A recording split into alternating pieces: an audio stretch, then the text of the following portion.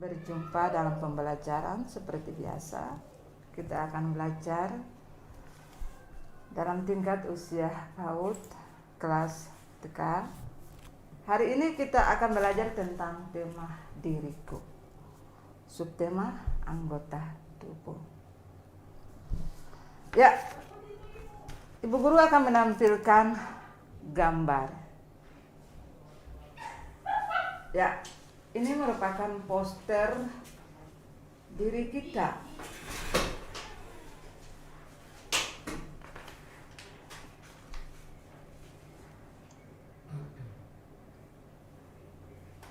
Ya, kita akan menerangkan sedikit tentang poster tema kita hari ini tentang anggota tubuh. Ya, seperti yang anak-anak ketahui di sini kita akan melihat ada beberapa anak laki-laki dan beberapa anak perempuan. Ya, gerakan-gerakan yang mereka lakukan menunjukkan bahwa gerakan keseluruhan dari anggota tubuh. Ya, sebelum kita lanjut pada pembelajaran hari ini, pasti anak-anak mengenal bahkan juga mengetahui lagu dari nama-nama hari sebelum kita lanjut pada pembelajaran berikutnya. Senin, Selasa, Rabu, Kamis, Jumat, Sabtu, dan Minggu. Semua ada 7 hari dalam seminggu. Ya. Sebelum kita lanjut pada pembelajaran, kita bernyanyi lagu tentang nama-nama hari. Ya, Ibu Guru akan mengingatkan kepada anak-anak bahwa di dalam 1 minggu itu ada 7 hari. Dalam 1 tahun ada 365 hari. Ya. Pasti anak-anak bertanya, kita mau belajar tentang anggota tubuh. Kenapa kita harus menyanyi lagu nama-nama hari? Ya, fungsinya supaya di situ melatih kognitif pemahaman anak-anak tentang nama-nama hari. Oke, anak-anak manis, berbicara tentang anggota tubuh berarti di sini Ibu akan mengingatkan kepada anak-anak bahwa kita sebagai anak yang baik, bahkan ketika kita mengenal bangku pendidikan PAUD, bahkan juga yang ada di rumah, mengenal bahkan juga menerima pembelajaran melalui televisi, bahkan juga radio dan YouTube. Di sini Bu Guru akan mengingatkan anak-anak tentang bagaimana cara mengucapkan terima kasih kepada orang tua, bahkan juga berterima kasih kepada mama, papa, teman, bahkan juga terhadap keluarga atau saudara. Sebagai anak yang baik juga harus berterima kasih ketika dibelikan mainan, bahkan juga berterima kasih juga kepada teman yang sudah membantu dalam memperbaiki suatu mainan, ataukah juga menolong sesama teman jikalau membutuhkan bantuan. Ya, kita sebagai anak yang baik, cara berterima kasih harus diterapkan dalam setiap hari agar di situ anak melatih cara berbicara, cara menyampaikan ucapan terima kasih, bahkan juga cara bagaimana menjadi anak yang baik dan selalu bersyukur dan selalu berterima kasih atas pemberian orang tua, bahkan juga pelayanan orang tua yang selama ini melayani, menjaga, merawat, bahkan juga terhadap teman yang selalu berdekatan, berteman, bahkan juga bermain, Bahkan juga belajar bagaimana membantu orang yang mengalami kesusahan atau menginginkan bantuan dari anak-anak. Yang berikutnya, di sini juga ibu guru mengingatkan kepada anak bahwa ketika anak bersekolah nanti, bahkan juga anak yang tinggal di rumah nanti, harus baik dan patuh kepada orang tua dalam waktu-waktu disiplin yang diterapkan oleh orang tua, guru, bahkan juga waktu-waktu istirahat. Dan yang paling utama, tidak boleh cengeng, hidup penuh persaudaraan, dan juga baik terhadap siapapun. Dan jikalau anak yang bermain di luar rumah misalnya, maka teman yang diajak untuk bermain tidak boleh saling memarahi, tidak boleh saling bermusuhan, bahkan juga selalu menolong teman yang memerlukan bantuan kita. Ya, anak-anak manis, sesuai dengan tema dan subtema kita, maka ibu guru akan menunjukkan gambar. Ya, gambar yang pertama ini adalah merupakan gambar batu. Anak-anak lihat di depan kamera bahwa di sini ada gambar. Gambar di mana dua batu, ada besar dan ada kecil. Bahkan juga ada gambar pohon. Ada pohon yang besar dan ada pohon yang kecil. Ya, di saat ini Bu Guru akan mengajarkan kepada anak konsep tentang besar, kecil, dan tinggi dan pendek. Ya, sesuai dengan gambar yang kita lihat, ada gambar batu. Batu di gambar yang pertama ini besar, dan batu di gambar yang kedua adalah kecil. Kita membedakan konsep besar dan kecil. Kita juga membedakan pohon yang tinggi dan pohon yang pendek. Ataukah juga pohon yang besar dan pohon yang kecil. Dalam pembelajaran kita hari ini, kita akan membedakan besar, kecil, tinggi, dan rendah. Tujuan agar anak-anak dapat membedakan besar, kecil, tinggi, besar, bahkan juga membedakan konsep-konsep yang lain. Ya, di samping gambar yang telah kita lihat bersama-sama, Ibu Guru juga akan mengingatkan anak tentang kalau di rumah ada dinding. Kalau anak meraba permukaan dinding, bahkan juga kayu, di situ akan terjadi perbedaan, yaitu perbedaannya kasar dan halus. Anak-anak tahu apa yang kasar, otomatis dinding rumah yang halus dan kayu yang kasar. Kemudian kita juga membedakan konsep yang lain. Kalau di rumah ada kapas, ada kain, anak-anak akan membedakan, meraba, dan disitulah anak-anak bisa membedakan perbedaan kasar dan halus.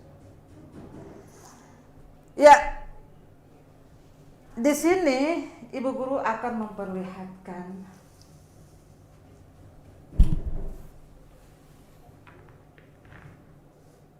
alat pembelajaran kita hari ini. Ada pasir laut,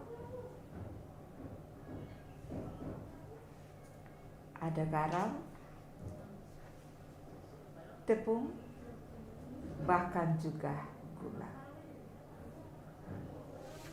Ya, hari ini kita akan belajar bagaimana kita membedakan kasar dan halus. Kita menggunakan ibu jari dan jari telunjuk untuk mengangkat pasir meraba. Apa yang kita rasakan pada pasir laut? Tentunya kasar. Langkah berikutnya kita ambil garam. Kita raba. Apa yang kita rasa? Kasar. Kita ambil gula pasir. Kita angkat, kita rasa, kita raba. Apa yang kita rasakan? Kasar. Tepung. Angkat, kita raba. Apa yang kita rasakan? Halus. Kita membedakan konsep kasar halus. Dan di sini ada pasir yang tadi kita meraba, maka apa yang terjadi kasar, garam kasar, gula kasar, dan yang halus adalah tepung.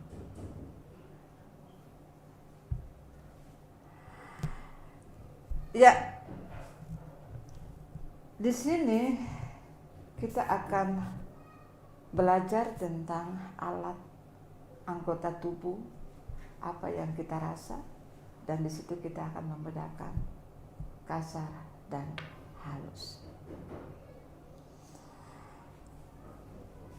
Oke anak-anak manis, tadi kita sudah belajar tentang konsep kasar halus, besar kecil, tinggi dan rendah.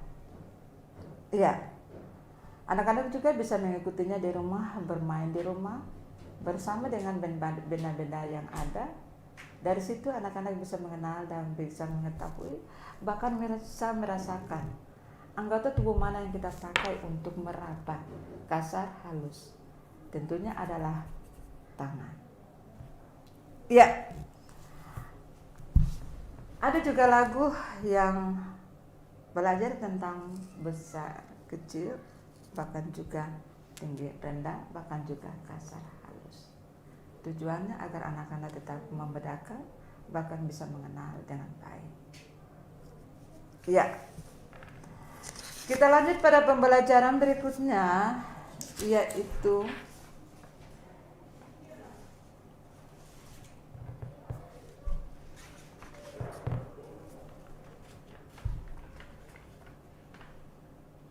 di sini ada gambar kepala. Ya,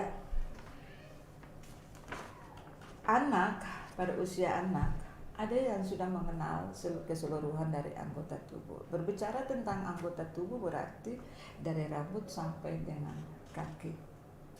Ya, tubuh kita diciptakan oleh Tuhan. Semua anggota tubuh yang ada pada tubuh kita itu diciptakan oleh Tuhan. Ya, sebagai anak yang baik kita bersyukur bahwa kita mempunyai tubuh yang indah dengan sempurna tanpa cacat. Kita juga jangan mengejek orang-orang di sekitar kita yang diciptakan yang tidak mempunyai anggota tubuh yang sempurna, tapi mereka tetap diberikan kehidupan untuk melanjuti hidup ini dengan baik. Oke anak-anak manis, kita lanjut pada pembelajaran berikutnya, yaitu tentang anggota tubuh. Di sini ada gambar kepala. Kepala ada rambut, ada alis, ada telinga, ada hidung, dan juga ada mata. Ya, yang kita kenal adalah kepala, rambut, kening, mata, hidung, mulut, bahkan juga telinga. Kalau kita lihat pada poster gambar yang tadi, berarti ada tangan, bahkan juga ada kaki. Keseluruhannya ini disebut anggota tubuh. Kalau di sekolah atau bahkan juga di rumah, ada anak-anak yang sudah mengenal tubuh juga dengan lagu kepala, pundak, lutut, kaki. Bahkan juga ada lagu yang menyatakan tentang seluruh anggota tubuh, yaitu mata saya ada 2, hidung saya cuma 1, mulut saya cuma 1, telinga saya ada 2 untuk mendengar. Bahkan juga ada tangan, ada kaki. Setiap anggota tubuh ada mempunyai kegunaan-kegunaan. Bahkan juga ada mempunyai fungsi. Contoh, kepala. Gunanya untuk apa? Menyimpan semua nasihat yang disampaikan oleh orang tua. Telinga, yaitu untuk mendengar. Mata untuk melihat, bahkan hidung untuk mencium. Mulut untuk berbicara, bahkan juga ada gigi untuk mengunyah. Lidah juga untuk merasa, bahkan juga tangan untuk memegang, bahkan juga kaki untuk berjalan. Ya, itulah tadi pembelajaran kita tentang anggota tubuh, dan sesuai dengan tema pembelajaran kita hari ini, maka kita akan mengenal huruf I, bahkan juga huruf O. Kita tahu huruf O berbentuknya seperti lingkaran. Kata yang dimulai dengan huruf O, oto. Bahkan kata yang dimulai dengan huruf I adalah iga.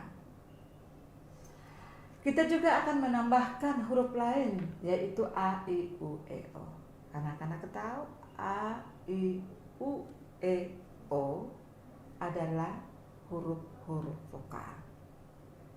Mengapa disebut huruf vokal? Karena dengan A, I, U, E, O sebagai huruf vokal, kita akan menambahkan dengan semua huruf, maka menjadi suku kata, bahkan juga menjadi kata dan kalimat.